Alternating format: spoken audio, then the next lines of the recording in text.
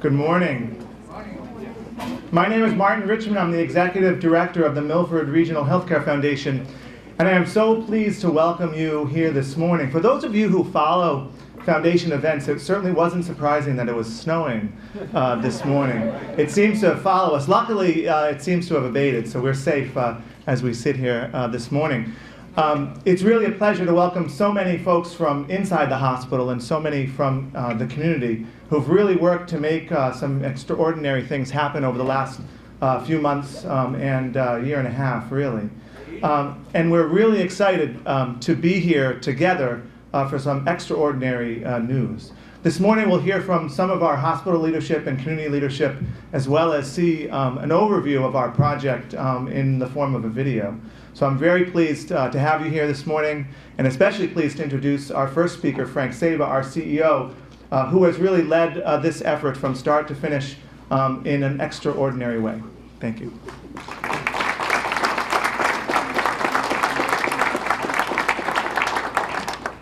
Thank you, Martin, and thanks, everybody.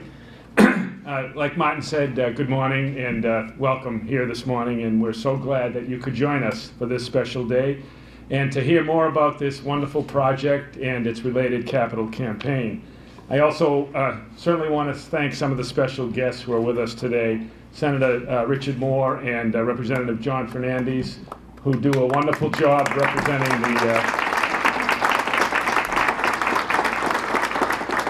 They do a great job representing their constituents, work very hard on behalf of patients across the Commonwealth, and care deeply about what we do as a hospital, and we certainly appreciate their support and their help.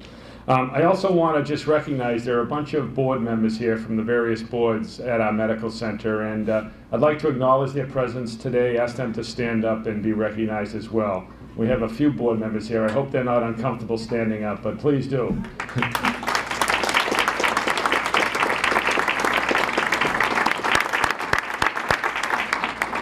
I'm not sure everybody realizes, but these folks are volunteers who commit a tremendous amount of time to helping us fulfill our mission, and we so appreciate their involvement with the hospital.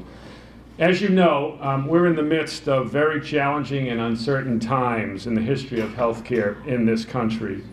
And regardless of the final outcome of healthcare reform, it is our firm belief that there will always be a place in the redefined healthcare industry for a strong, high-quality community healthcare system like Milford Regional Medical Center.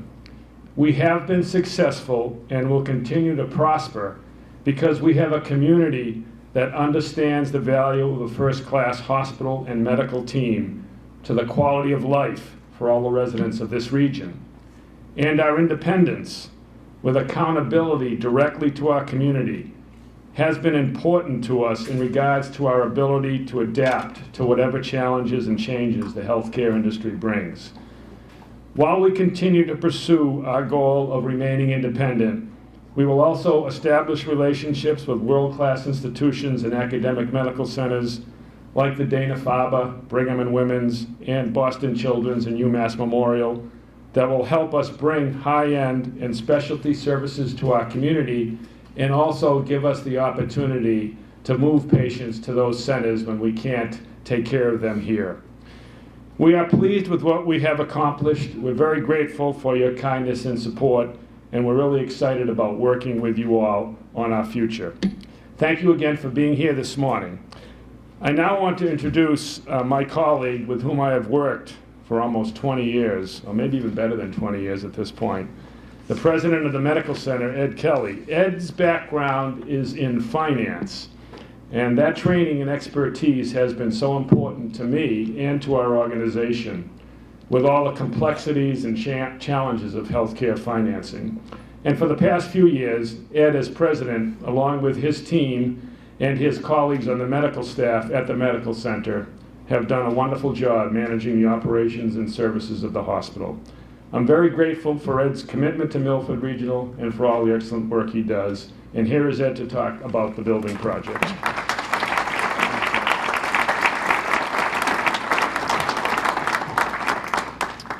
Thank you. It's an honor to be here today. And before I speak about the project, I'd like to acknowledge another milestone in our Milford regional family. Frank's oldest daughter, Sarah, just got married this past weekend. How about a little round of applause for Frank and his family?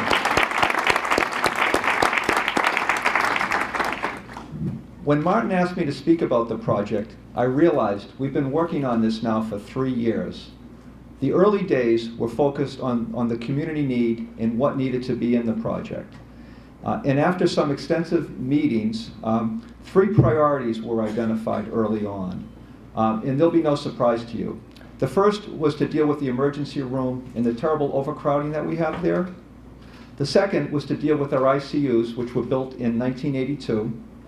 And then finally, the third priority was to deal with our patient rooms that still house 2, 3, and sometimes 4 patients. So the building committee went to work under the leadership of our chairperson, Vaskin Bojijan. We know him as Bogey. And Bogey went to work assigning work groups, and they were led largely by Nancy Tomaso, our Vice President for Patient Care Services. Nancy's here. And Sal Perla, our Vice President for Clinical and Support. And these work groups were largely made up of department members from each of the specific areas. And they frequently called on experts, Joe Bozanowski, our Director of Facilities, and Gary Finbo, our Director of Materials Management. They're both here as well. And the work group focused on today's industry standards, feedback from the architect and DPH regulations, what they heard from peers, and they went on many site visits, and they drew on their own experience. And as the project refined, it naturally became a little bigger and more expensive. Along the way, there's some feedback that really stuck with me from these work groups that I'd like to share with you. The first is from Dr. Jeff Hoffman, who's the chair of our emergency department. He went on a lot of site visits, and his feedback was that they were invaluable. But one theme that he brought back from these site visits is that none of his peers said, geez, we built too big of a new emergency department. They all said they wish it was a little bigger. And Dr. Curley, our physician head of our ICU, reminded us that while our current ICUs, built in 1982, have served us really well, they are over 30 years old. And so when we build new ICUs, we need to think about not only now, but future years. And then finally, Dr. Robakevich, our president of our medical staff and a hospitalist here, emphasized the need for private rooms, for patient preference and confidentiality, as well as medical needs like infection control. And equally, she emphasized that we need enough rooms so that patients don't board in our emergency department.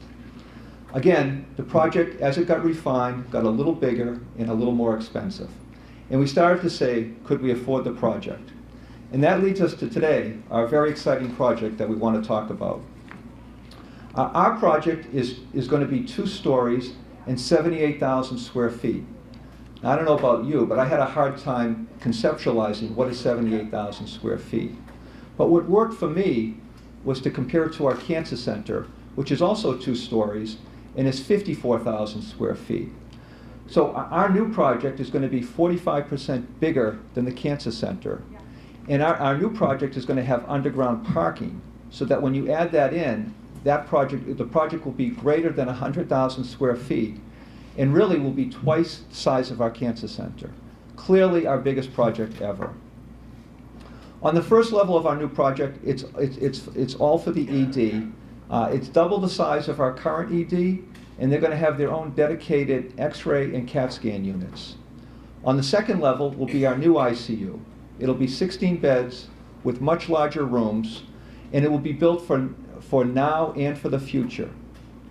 Also on the second level will be our new med-surg unit.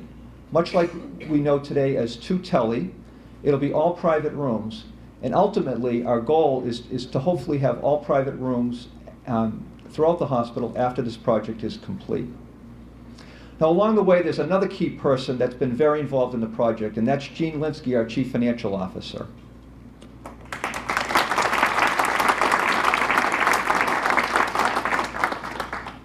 Now, as the project has grown in size and dollars, Gene has been heard gulping and gulping and gulping more and more. And we became a little concerned, and I talked to Gene, and I said, you know, Gene, I've been here for 20 years, and we've had such great success. And really, when I think back about it, it's been all about doing the right thing for our patients and our community. And that's what we're doing right here.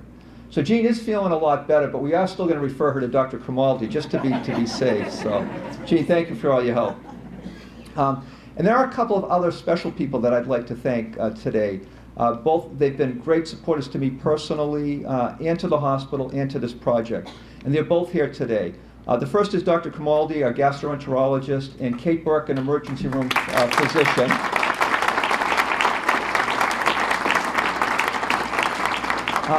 They're both former trustees, and they've served in leadership positions as trustees and with the medical staff. Again, they've been great ambassadors of the hospital, and they've been very personally involved in this project to support it, and that have been active leading fundraisers, so thank you.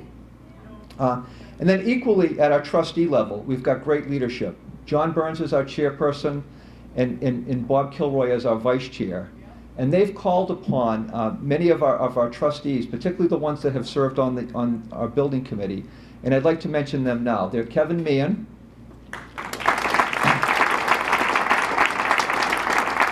Greg Burrow, Bogey, Jeff Hopkins, and Paul Fitzgerald, who aren't here today. And this group has worked diligently with our medical staff and management team. Now, the early discussions that we had about this project as it grew was, can we afford to do this project? And the discussions evolved into, can we afford not to do the project? So in summary, this is the right project for our patients and our community. And today is a milestone for the project of moving forward because of our community. Yes, it won't be easy to fundraise, but already the fundraising theme is asking everyone to stretch, and that's how we're going to be successful. And I'm bullish because of our team of trustees, medical staff, nursing, ancillary, and support staff at the hospital, volunteers, and community. I'm proud to work here, and especially to be part of this team. And I look forward to our team effort to make this project a reality. Thank you for being part of our team.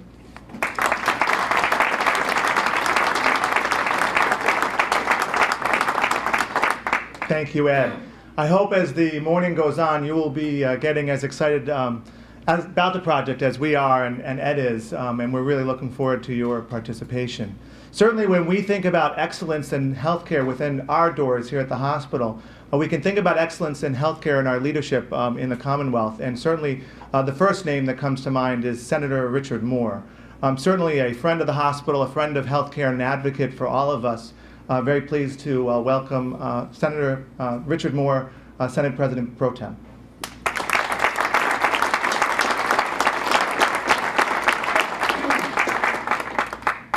Thank you very much, Martin. There are a couple of projects going on in Milford. One that's got a lot of discussion lately, and whether you're for it or against it, this project is the project that we're talking about this morning is a different project, and the major difference is everyone who will leave here will be winners. Compared to the other project where it might not be that case. But I think this facility, now there would be a plaque for me because I was born here, but Frank tore that building down. And I had an operation here, that building's been torn down. So hopefully I won't have to use the new building anytime soon, but in fact when I told Frank that I had a cold, he said, we can't help you. He said, maybe you can go to the emergency room and see what they can do for you. This is really a fundamental part of any community, but particularly this community, and has been for over 100 years, but has continued to progress with the population and with the science behind medicine to make sure that Milford continues to deliver top quality care. And I think the people of this area, not only the town of Milford, but the surrounding towns that all utilize the services of this hospital and the physician community that is affiliated with it, to really make sure that they are healthy, to get healthy if they're not, to stay healthy. I know there's some great programs on the prevention side and wellness. The heart program does a lot of great stuff. There's so many different programs that are affiliated with this hospital to keep the whole community healthy or get them healthy when they're not. And that is such a critical thing today, because if you don't have your health, you don't really have anything else.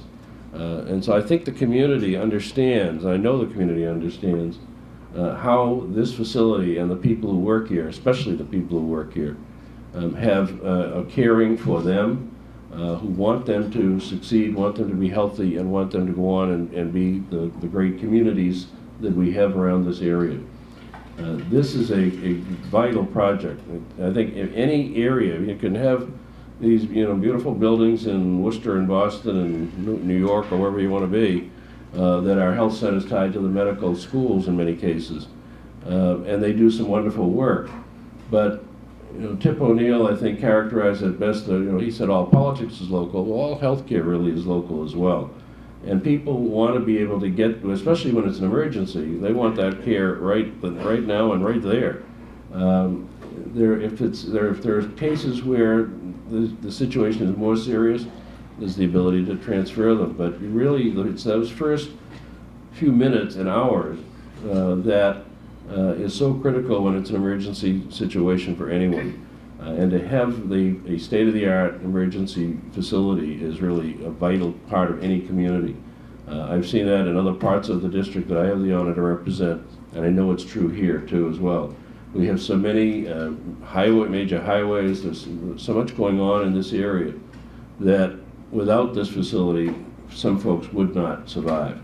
And so it's really critical for all the folks that John and I represent, that they know that they can get great local care, especially if they're going to spend a few days here, because government doesn't let you spend too many days here. But if they have to spend a few days here, at least they're here for family members to be able to have easy access to them. And that's an important part of recovery too, to have that connection with family and friends that it can be so easily delivered in a community hospital, a little more difficult in the bigger facilities. So I certainly support this effort. I know the community is behind it, and I hope they will be behind it in a substantive way as well. I've been asked to introduce probably the biggest donor to the hospital. Oh no, that's John Fernandez. I don't think he'll be the law practice isn't that good. But he does do a good job representing the public. Clients, who knows. But I've been very privileged to have him as a partner in this, representing Milford, Mendon, and Hopedale in particular. John understands the needs of the community. He certainly has been an asset to the House of Representatives and to the legislature in general. We don't let him over to the Senate very often because it's a very select group that we let through the doors, but we do let him visit from time to time through the glass window. But John is a great representative and one who I'm happy to work with, and we will work together representing this community. The Honorable John V. Fernandez.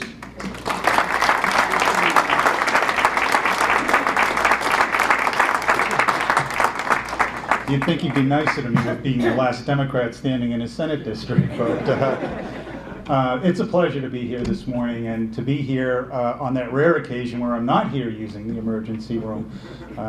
Bob Negus is my primary care physician. Honestly, I grew up in the shadows of the Milford Hospital over at the Prospect Heights section of town and watched it grow from the small community hospital it was, where honestly what I grew up with was this sense among adults that if there was something really wrong with you, you'd better get out of town and go someplace else. I've watched over the last 20 plus years, certainly under the leadership of Frank Saber and Ed Kelly and the board, and it would be too long for me to try and name all of the people who have contributed, but particularly the staff of the hospital, from everyone, from the people who work the front desk to the most skilled physicians in the building, who have changed the culture and the mentality and the reputation. And for this project, it's particularly important because, I can joke about Bob Neges being my primary care physician, but the truth of the matter is the first impression people get of the hospital is the walk through the emergency room door. And if your care is being provided in a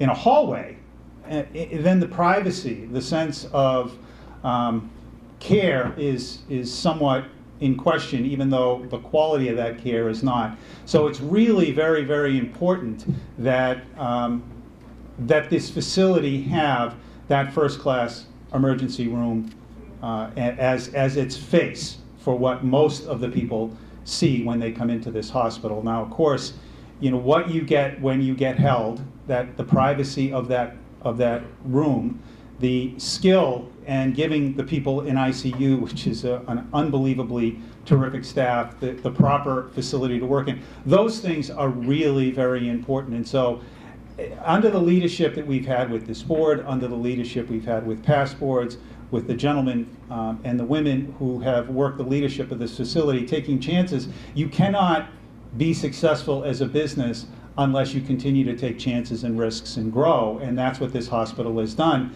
It is so important, as the senator said, to have care locally. But as we try to remedy the problems with health care, and particularly the cost of health care, we know that services delivered locally are our best value. And I learned, and maybe this is obvious to so many others, but as the cancer center was being developed and how important it was to have that facility in our community for delivery of services so people didn't have the stress of that drive into Boston or elsewhere, listening to the people at Dana-Farber and Brigham Women talk about it, what it did was it also opened up space within their buildings to do better things on a more cutting edge. So it's a win-win-win all around for everybody involved. And I hope that as we move forward with this project, in a great partnership that's been developed between the community and the region and the hospital, its staff, that the community will do that stretch, that they will make that reach, because this is a vital, vital part of what we do in being able to deliver this services. Sometimes we take for granted what we have, but you can move around this region, you can move around other regions and around regions of the country, and to have a facility like this right here, minutes away, when it's necessary, is something that we should not take for granted, and as a community we need to invest in. So I encourage everyone to be a part of that. Thank you, and thank you guys for your attention.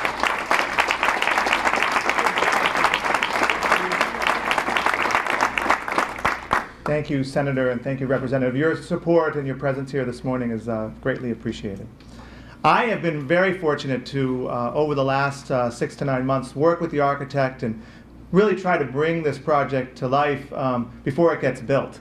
And I'm really excited to share with you an updated overview of the project that I believe will take you a little bit on the path that I have been taken on over the last 6 months. Some of you have seen the beginning in terms of the flyover, but we're going to bring you into the building this morning to give you a sense of what you'll see in a few short years.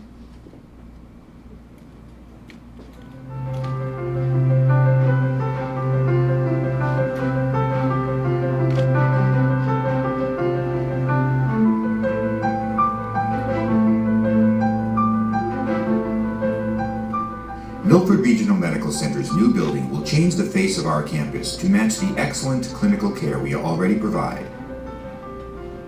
The first floor of this state-of-the-art and environmentally friendly facility will contain our new emergency room, a new department more than twice the size of our current facility. A new entrance for our ambulances will provide much-needed improvements to this important service.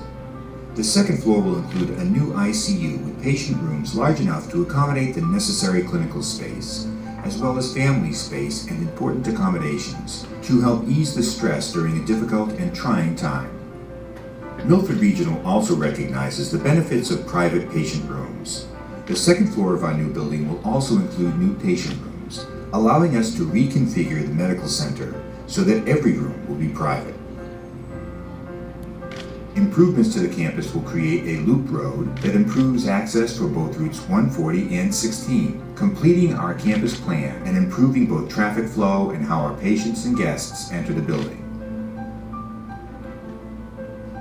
Patients and families entering our new building will be greeted by an atrium lobby that provides access to all floors in the new building, as well as to the rest of the medical center's facilities.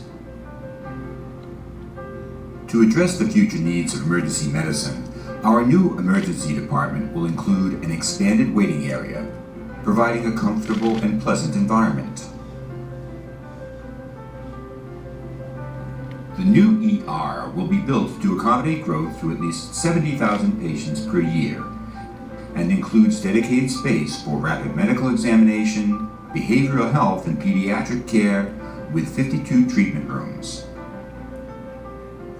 Dedicated areas for both physicians and nurses will provide much-needed workspace throughout the facility. All rooms in our new ER will be private and spacious, enabling more efficient care and invaluable comfort and convenience. The second floor of our new facility will include a new waiting area and family rooms to support the new patient unit and ICU. Our new patient unit will include 24 private rooms with state-of-the-art equipment and ample space for families to visit. The addition of these rooms will allow us to move towards our goal of having all private patient rooms throughout our facility and will help ensure infection prevention and privacy for our patients.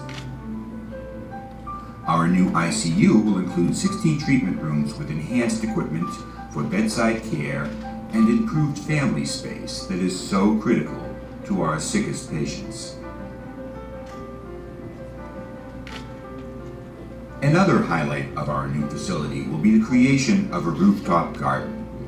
Our garden will serve as a private escape for families and a place to rest, providing everyone an opportunity to prepare for the challenges of the next moment. It will be a sanctuary for those who need it most.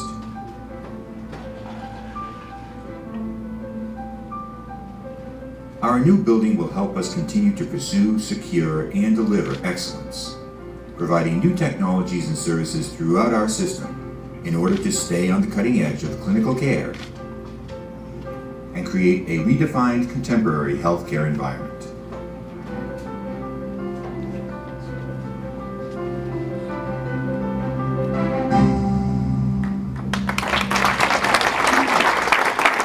What'd you think? Not bad.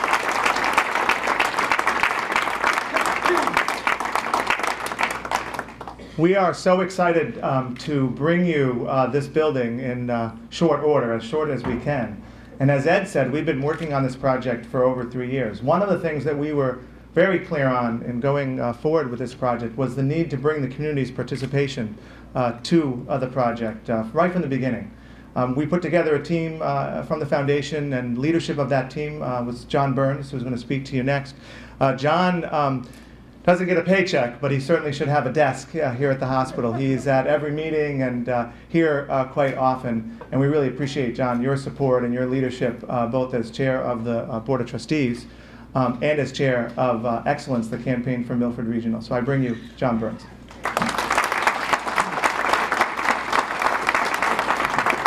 Good morning. Thank you, Martin. I think you forgot a couple of hats that I wear besides that. It's a rotating hat, but it truly is a pleasure to be here. I want to thank you all for being here this morning. And as Martin said, mine is a non-paying position, but there are so many of us out there that do volunteer our time to the hospital. And on that note, I'm often asked whatever got me involved with the hospital, because my daughter, who's here in attendance today, will attest to this, that at our house, I can't even give out Band-Aids or aspirin.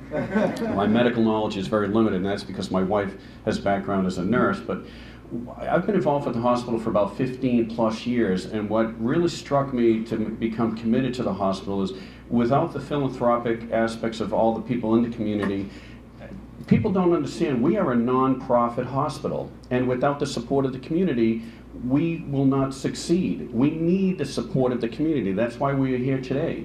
You take a hospital such as in Boston, they're a for-profit hospital. We will never be able to compete with them, but as some of our representatives pointed out today, we have a very good hospital right here in our backyard, and we need the philanthropic contributions from everybody, not only in dollars, but in your time to make this a success. So I'd like to thank you for that. I'd also like to take a little bit of time to thank, some of the members from our steering committee campaign who we've been meeting. Ed said it was 3 years. It seems like there should be a 0 after that, but it's been quite some time, and we've been out in one of the most difficult times. All of you probably remember the economy back in 2008 and 2009, and we started talking about this, and I'm sure there was a couple of us that walked out of the room questioning whether we could ever make it that successful. Well, as you will see later on in this program, that it has been a success. So to that point, I would like to thank some of the people that have made this a success, and in the interest of applause, if you wouldn't mind, I'll mention them and then we can applaud for them at the very end. Now, those are the people that were on the steering committee with me, and if you could stand when I read your name: Bogie Bojigian, Kate Burke, Greg Burrell, me, Phil Sarah McCauley, Al Cromaldi, Steve Ellis, Ed Kelly, Bob Kilroy, Dr. Pat McSweeney, Martin Richmond, and Frank Saba.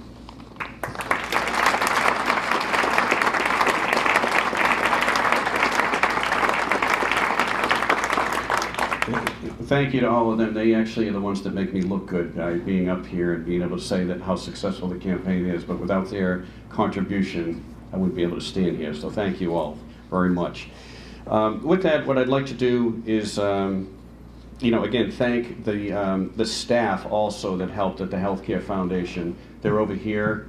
Thank you very much for all your support.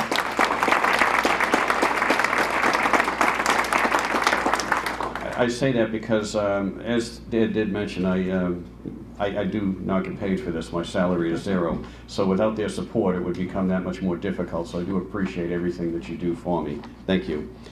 Now at this point in time, what I'd like to do is invite Ed and Frank up here with me to share some additional news with you. Thank you. As I said, when we started this campaign, most people didn't think that it would become as successful as it is. We set out with a goal. We had a range of between $14 and $20 million, and now we're at our high end, or exceeding the high end. Our goal right now is $25 million to raise for this.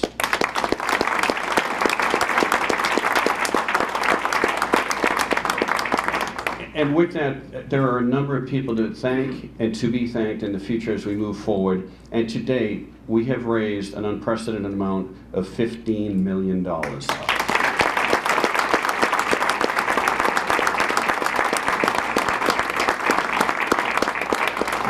That is no small feat. I know $15 million is a lot of money, but that is an awful lot of money. And keep in mind with the economy, and we only expect it to get better as we move forward. And I would like to thank some people, additional people, for making that happen, but there's one very special person in this room who's been very near and dear, not only to the hospital, but to me, to help me as I've become part of the corporate board. And he has made an unprecedented commitment to this hospital with this donation of $5 million. If you please congratulate Kevin Meehan on that. Thank you, Kevin.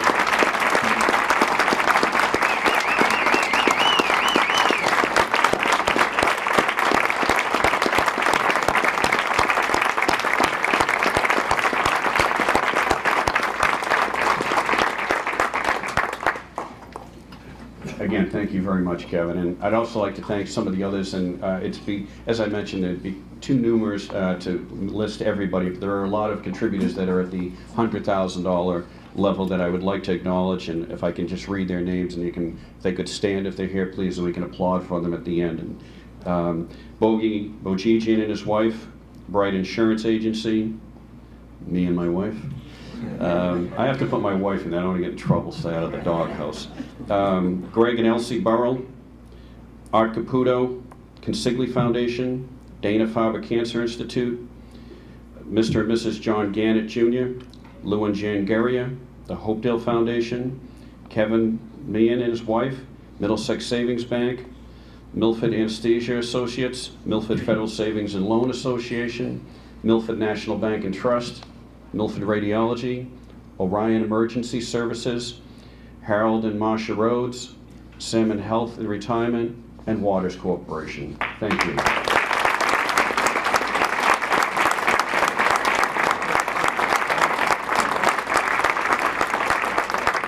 With all that, I have the extreme confidence that we will raise the additional $10 million to reach our $25 million goal, but we won't be able to do that without your support and the community support. And I ask you here today, as you leave and see other people in the community, let them know about this campaign, get them on board, and please ask them to contribute. Thank you.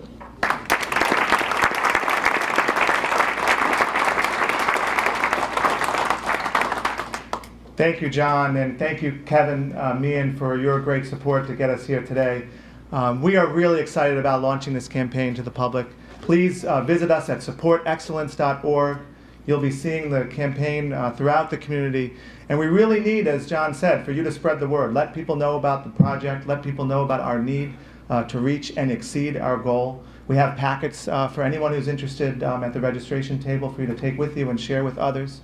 To make a donation yourself, please let us know. We'd love to talk to you about that. And I want to thank you again, everyone, for coming, for all of your support. Without all of you and the community, we certainly would not have been able to make this possible. I would certainly like to invite the media to speak to the leadership here before you leave to get more information. Frank, yes. Sorry, Frank, if you want to say some closing words, that'd be great. I'm just so excited.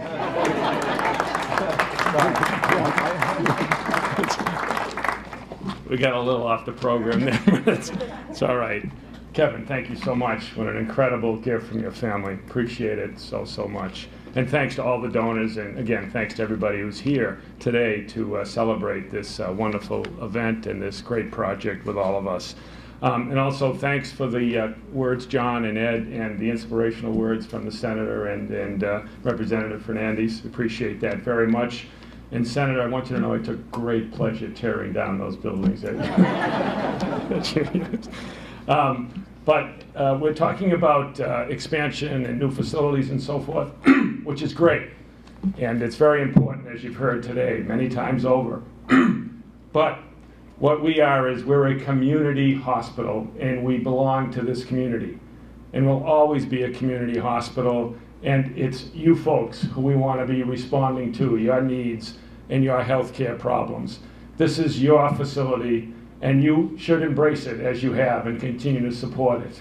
Even though we grow and grow and grow, we'll always belong to the community. And that's extremely important in terms of our overall mission. Now, this $25 million that we're talking about certainly is an ambitious goal, but it's one that we know we can reach. In fact, as we've mentioned today, we'd like to exceed it. And this campaign is all about excellence, and we have it in abundance in the programs and services that we offer here at the hospital, like the ones that are going to be part of this new building. And it's delivered, this excellence is delivered every day by the physicians, the staff, as Ed mentioned, the volunteers, the nurses, the auxilians at this center and in our physicians' offices. And we have excellence, as you've heard today, in the leadership and the guidance provided by our trustees. And we clearly have excellence in the support of our community, demonstrated by that incredible gift that the Meehan family made and all of the gifts that we've heard about today. That's allowed us to reach this $15 million, which is pretty darn amazing when you think about it. And we're so grateful for everything that's been done to get us to this point. And with your help and your kindness and support, we've accomplished a great deal as a healthcare system, as you've heard. And now we look forward to moving to even a greater level of excellence with this new project and this campaign. It's certainly a major undertaking for all of us, and one that will require, as you've heard, everybody's support. We're so confident and so excited that, as has always been the case since this place was started in 1903, together with the staff, physicians, everybody I mentioned, and this community, we can be successful. Thank you again for everything you've already done for us, staff and community, and we look forward to working together with you on this very, very exciting new project. Thank you very much.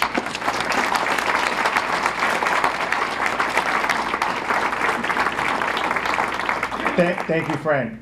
Everything I said before, Frank, still goes. Please share some information with others. And I think really a theme that you can take away, not only that we're looking to continue excellence in healthcare, but it really is a partnership. We can't do our work without you. We can't do the work that we do to keep your families healthy and well. We appreciate your support, and we thank you for coming this morning.